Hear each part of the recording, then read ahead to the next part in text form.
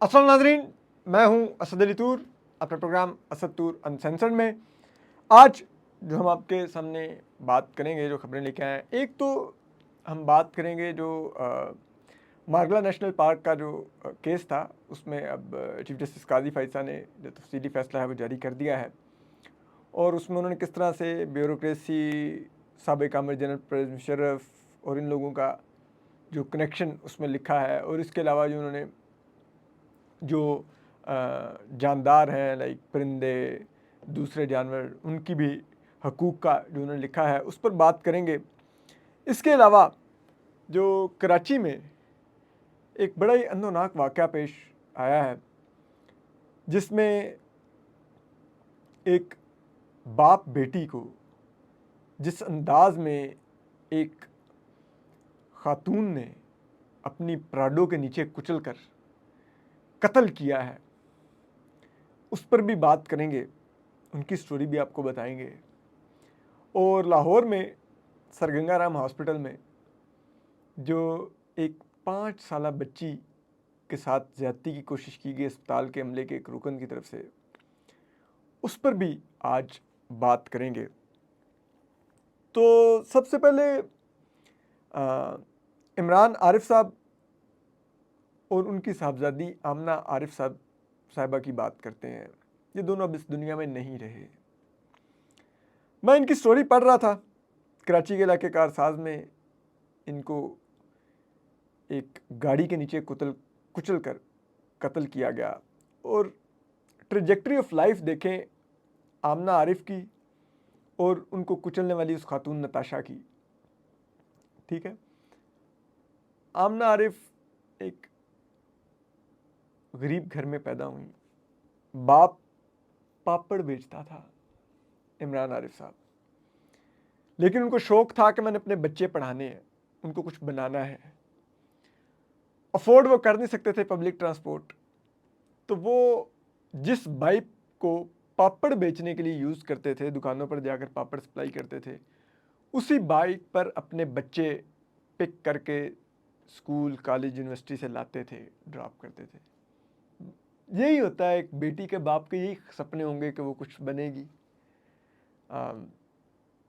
आमना अपने बाप के ख्वाब पूरे करने के लिए पढ़ी, अच्छा पढ़ रही थी, अब डिग्री आनी रह गई थी सिर्फ। इस दौरान एक कंपनी में उनको जॉब ऑफर हुई, उन्होंने जॉब शुरू कर दी ताकि वो घर का खर्च चला सकें। ना सिर्फ अपनी फ़ीस वो यूनिवर्सिटी की उसी जॉब से पूरा करती थी, बल्कि घर में भी कहीं ना कहीं अपने वालिद का हाथ बटाती। सबसे छोटी बेटी थी। छोटी होंगी तो सिर्फ बाप की नहीं, घर में सबकी लाडली होंगी, पूरे ख़ानदान में सबकी लाडली होंगी। उनके चचा कहते हैं कि उन्होंने मशवरा दिया था कि आप लें, जॉब कर लें। दिन को वो बच्ची जॉब करती थी, शाम को यूनिवर्सिटी जाती थी और फिर वहाँ से वापसी पे बाप पिक करके लाता था। आप सोचे ना, एक उस बच्ची की डिग्री आने में कुछ हफ्ते रह गए थे और उसके बाद आमना आरिफ की ना सिर्फ पोजीशन में तरक्की होनी थी, बल्कि उनकी तनख्वाह 1 लाख रुपए हो जानी थी। वैसे तो सच बताऊं, आज के दौर में पाकिस्तान में जो महंगाई है उसमें शायद आपको लगता हो कि 1 लाख रुपए भी कोई इतनी बड़ी रकम नहीं, लेकिन सोचे ना, एक शख्स पापड़ बेचता है, उसकी बेटी के लिए, उसके घर के लिए 1 लाख रुपया इज़ ए गुड अमाउंट। वो बेचारे पता नहीं कितना मुश्किल है। वो बता रहे हैं कि अभी कुछ दिन पहले आमना ने अपने जो सेविंग्स की थी अपनी जॉब से, उससे घर में नया वो रंगो रोगन करवाया था। बेटियां यही होती हैं, वो बेचारी कहीं ना कुछ कंट्रीब्यूट करती रहती हैं। उनका दिल होता है कि like they can do something good. मैं इस चीज़ को इसलिए फील करता हूँ कि हम 3 भाई हैं, हमारी बहन कोई नहीं थी। अब हालांकि बहुत सी दोस्तें मेरी बहनें ही हैं, तो लेकिन फील मेरी माँ आखिरी दम तक मेरी नानी माँ का ख्याल करती रही। तो मुझे आज फील होता है कि मेरी माँ बाप इस मामले में शायद इतने खुशकिस्मत नहीं, उनकी कोई बेटी नहीं है। बेटियाँ शादी के बाद भी अपने माँ बाप की केयर करती हैं। हम बेटे उसी घर में रह कर, हम किसी पराए घर में नहीं जाते, हम फिर भी अपने माँ बाप की वो केयर नहीं करते। तो this is what a daughter was, Amna Arif. और उस दिन भी वो इसी तरह ऑफिस से उनके वालिद उनको लेके आ रहे थे। एक सर्विस रोड पे वो जा रही है, ये नहीं कि मेन कोई शाहराह के ऊपर कोई 3-4 लेन की रोड है उस पर है वो एक सर्विस लेन वाली रोड पे जा रही है, जो आप कह लें कि एक लिहाज से सिंगल लेन रोड ही आप उसको कह लें। आप सीसीटीवी फुटेज देखें, उनकी गाड़ी, उनकी बाइक वही जो एक नॉर्मल स्पीड होती है उस पर जा रही है, और पीछे से आने वाली प्राडो की स्पीड आप देखें, यकीन करें इतनी स्पीड पे तो आप मोटरवे पे नहीं चलाते गाड़ी, जिस स्पीड पर वो खातून सर्विस लेन में चला रही हैं। अब उनकी फैमिली और उनके करीबी राय दावा कर रहे हैं कि नहीं नहीं वो तो जिम से आ रही थी और ये थी वो थी, ठीक है। और ये अब तो वो ये भी क्लेम कर रहे हैं कि नहीं वो जहनी मरीज़ है। जहनी मरीज़ा को बाप ने प्राडो ले दी थी या शोहर ने प्राडो ले दी थी कि वो सड़कों पर भगाती फिरे, वो एक ख्वाब देखती बच्ची को कुचल दे, उसके साथ उसके ख्वाब कत्ल कर दे, उसके बाप के ख्वाब कत्ल कर दे, ये थी वो। और वो इन्फ्लुएंशियल फैमिली आप देखिए कि वो वाइफ है जो सीईओ हैं Gul Ahmed wind power plant के, दानिश इकबाल साहब, उनकी वो अहलियां हैं, ठीक है। और गुज़िश्ता साल उनके आईपीपी प्लांट को 39 करोड़ 85 लाख कैपेसिटी पेमेंट की गई है, जबकि उन्होंने उस पेमेंट का सिर्फ 26% बिजली पैदा करके दी हुई है, बाकी 74% उनको सिर्फ कैपेसिटी पेमेंट के नाम पर उनकी जेब में डाल दिए गए, जो उन्होंने बिजली दी नहीं थी, ठीक है। और इतना कौमी ख़जाने से खुले आम पैसे जेबों में भर के ये अमीर ज़ादे और ज़ादियाँ प्राडो लें, सड़कों पर दरिंदों की तरह भगाते उसको जाएं। एक नौजवान बच्ची जो ख्वाब देख रही है कुछ बनने के, कल उसकी शादी होनी होगी, पता नहीं क्या क्या उसके ख्वाब होंगे, उसके बाप के पता नहीं अपनी बेटी के लिए क्या क्या ख्वाब होंगे, वो सारे ख्वाब मनो मट्टी तले दबा दिए इस नताशा ने, अपनी प्राडो के नीचे कुचल दिए। और अब कह रहे हैं ज़हनी मरीज़ा है इसलिए उसको सज़ा ना दो। ड्राइविंग लाइसेंस नहीं है उसके पास। ज़हनी मरीज़ा आप जाइए, जब उनकी प्रोफाइल बताई जा रही है कि वो कौन कौन सी कंपनियों में किन किन ओहदों पर थी, एक ज़हनी मरीज़ा होती है इस पर, उनके बच्चे हैं, एक ज़हनी मरीज़ा के बच्चे होते हैं। ये आपकी जस्टिफिकेशन है उनको बचाने के लिए इस बेईमाना कत्ल पर। ड्राइविंग लाइसेंस उनके पास नहीं है, और ये पाकिस्तान का कानून कहता है कि अगर आपने ड्राइविंग लाइसेंस नहीं है और आप किसी को इस तरह कुचल कर कत्ल करते हैं तो आप पर कत्ल की एफआईआर होगी, आप पर हादसे की एफआईआर नहीं होगी। कैसे छोड़ा जा सकता है इनको।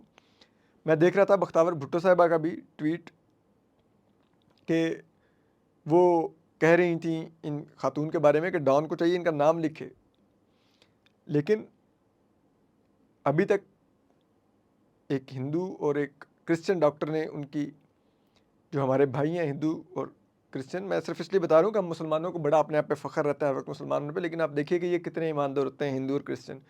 उन्होंने उस खातून का मेडिकल चेकअप करके अभी तक रिपोर्ट दिया कि ये कोई जहनी मरीज़ा नहीं है जो मुल्ज़िमा है, ठीक है। तो बख्तावर भुट्टो साहबा, आपको अपने भाई बिलावल भुट्टो से, अपनी बहन आसफ़ा भुट्टो साहिबा से, अपनी पार्टी के सीएम सिंध मुराद अली शाह साहब से ये इंश्योर करवाना होगा कि ये इन्फ्लुएंशियल फैमिली की नताशा नामी खातून बच ना निकले इस कत्ल से। इन गरीबों को इंसाफ दिलाइएगा, और मैं उम्मीद करता हूँ आप लोग ये डिलीवर करेंगे। लेकिन ये मत सोचिएगा कि अगर आप लोग भूल जाएंगे तो लोग भूल जाएंगे। ज़रूर इंसाफ दिलाइए इनको, दे डिज़र्व जस्टिस। और पाकिस्तान में कमज़ोर को इंसाफ देने सबसे बड़ी, जिसे कहते हैं ना, वो आपकी जॉब है। ताकतवर तो कहीं ना कहीं से अपना लिए रास्ता निकाल ही देता है, कमज़ोर के लिए कोई रास्ता नहीं निकलता, ना पाकिस्तान का आइन उसको रास्ता देता है, ना कानून उसको रास्ता देता है, ना इदारे उसको रास्ता देते हैं। तो ये पापड़ बेचने वाला एक मेहनती बाप, जिसको हैट्स ऑफ टू, जो पापड़ बेच के भी अपने बच्चे पढ़ा रहा था, बेटी को MBA जिसने करवाया, वो उस बाप को और उसकी कीमती बेटी को जिस तरह कत्ल किया गया, इनको इंसाफ दिलाइए। दूसरा मैं बात करूंगा इस पर जो लाहौर में सर गंगाराम हॉस्पिटल में हुआ। अब देखिए, लाहौर में मुझे एक चीज़ बड़ी फैसिनेट करती है कि लाहौर में आज भी बहुत सी जगह आपको बताती हैं कि वहाँ पर जब हिंदू कम्युनिटी के लोग बसते थे पार्टीशन से पहले, तो वो किस तरह शहर की वेलफेयर में कंट्रीब्यूट करते थे। उधर सर गंगाराम कॉलेज भी है, सर गंगाराम हॉस्पिटल भी है, और भी कई आपको इलाकों के नाम और चीज़ें उनकी मिलेंगी जो वहाँ पर उन्होंने बनाई लोगों के लिए, लोगों की खिदमत के लिए। अब उस सर गंगाराम हॉस्पिटल में, जहाँ पर अब स्टाफ सारा मुसलमान ही है, वहाँ पर एक खातून अटेंडेंट किसी मरीज़ के साथ आई हुई हैं। वो बाहर बेंच पर आराम कर रही हैं रात के। उनकी 5 साला बेटी को, ये जो सेंट्री वर्कर है क्या है वहाँ पे, वट, वो रात के टाइम बच्ची को नामुनासिब अंदाज में छूता है, कुछ करने की कोशिश करता है, बच्ची रो पड़ती है, माँ जाग जाती है और वो पकड़ लेती है। हम किस लेवल के दरिंदे हैं कि एक 5 साला बच्ची पर भी आपको क्या कोई आपके फीलिंग्स आ सकती हैं? बच्चियां तो फूल होती हैं। आप किस किस्म के दरिंदे हैं? कैसे ये हो गया? और मैं आपको बताऊं, लाइक आई आई रियली, मेरे मेरे बहुत ज़्यादा, मेरा अपनी भतीजियों से बहुत ज़्यादा प्यार है, मेरे अपने दोस्तों की बेटियों से भी। वो मेरी बेटियां हैं, मेरी भतीजियाँ हैं, मैंने भांजियाँ हैं, मेरा उनसे बहुत ज़्यादा प्यार होता है। मैं बहुत ज़्यादा बच्चों के साथ खेलता हूँ, बहुत ज़्यादा मेरा प्यार होता है। तो पहले मैं रूटीन में अपने दोस्तों के बच्चों को उठा लिया करता था, उनसे गप्पे लगाता था, ठीक है, उनसे अपने पेट्स के बारे में बातें शेयर करता था, गेम्स, मोबाइल, ये वो हम लगे रहते थे। देन बाय द टाइम आपकी पर्सनैलिटी इवॉल्व होती है, बाय द टाइम चीज़ें सीखते हैं, आपको सेंसिटिविटीज़ का अंदाज़ा होता है। मुझे फिर आहिस्ता आहिस्ता, I must give credit to, कि मुझे इसमें सेंसिटाइज करने में अंबर शमसी के साथ मैंने जॉब किया, उन्होंने मुझे बहुत इस मामले में बेहतर किया। मेरी एक और दोस्त ने, सना गुलजार, उन्होंने, अब्सा कोमल ने, ईमान मज़ारी ने, इन लोगों ने मुझे बहुत हद तक, डैनियल शरफ ने, फरिया अजीज़ ने, लाइक इन इन ख़वातीन ने मुझे बहुत हद तक, आप कह सकते हैं कि मेरी पर्सनैलिटी को बेहतर किया। I am really grateful to this women.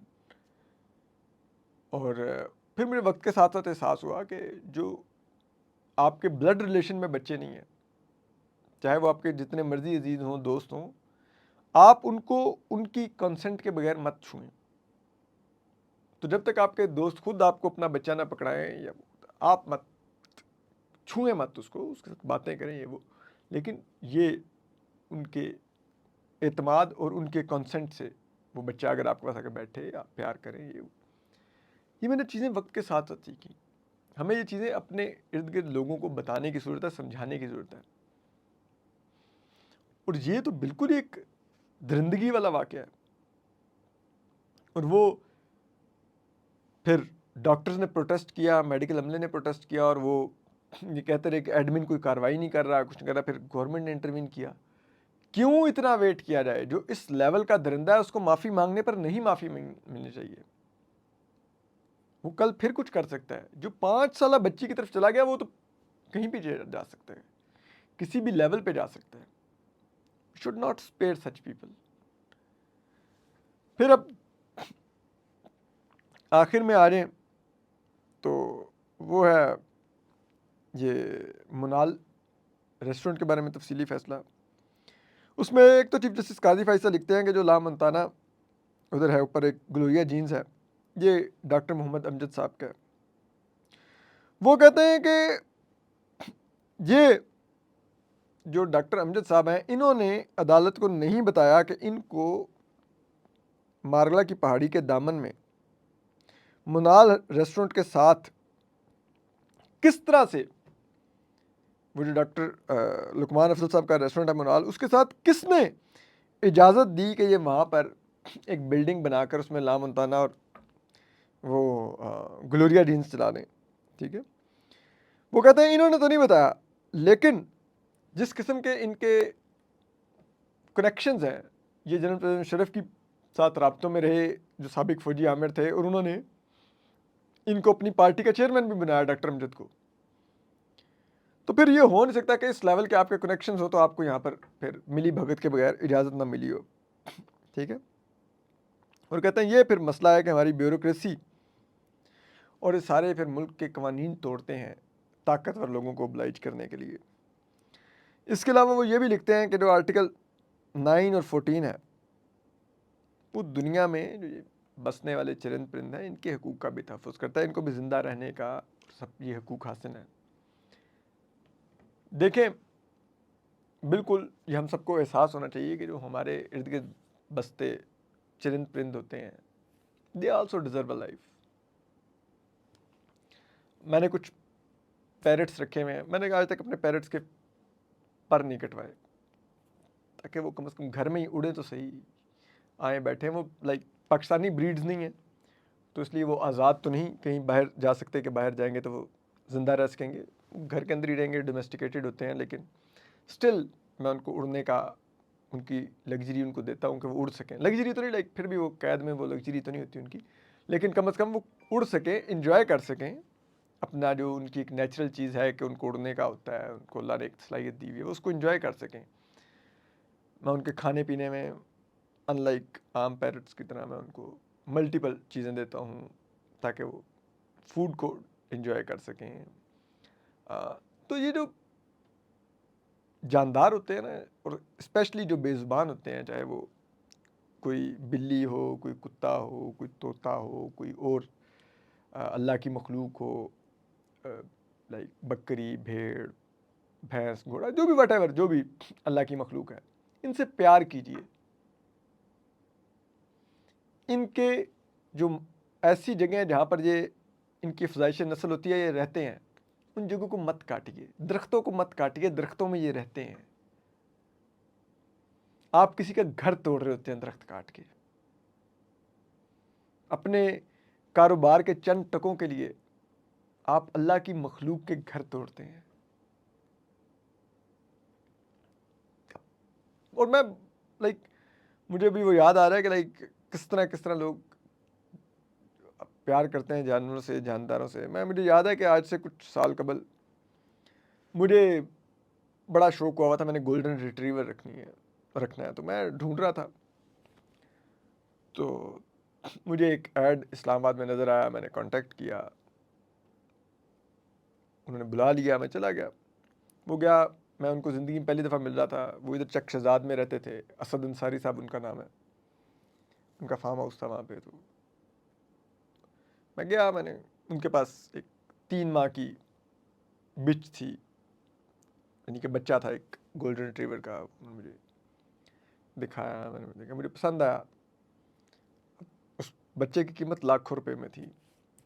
तो बातचीत उनसे शुरू हुई, उन्होंने मुझे इंटरव्यू करना शुरू कर दिया कि मेरा पेट्स के बारे में क्या एक्सपीरियंस है, कोई पेट पहले मैंने रखे हैं कि नहीं, कभी कुत्ता रखा है कि नहीं, कैसे होते हैं। मैंने उनको फिर बताना शुरू किया मैंने क्या क्या, क्योंकि मैंने जब से ज़िंदगी में होश संभाला मैं पेट्स रखता हूँ, अब मैं पेट लवर।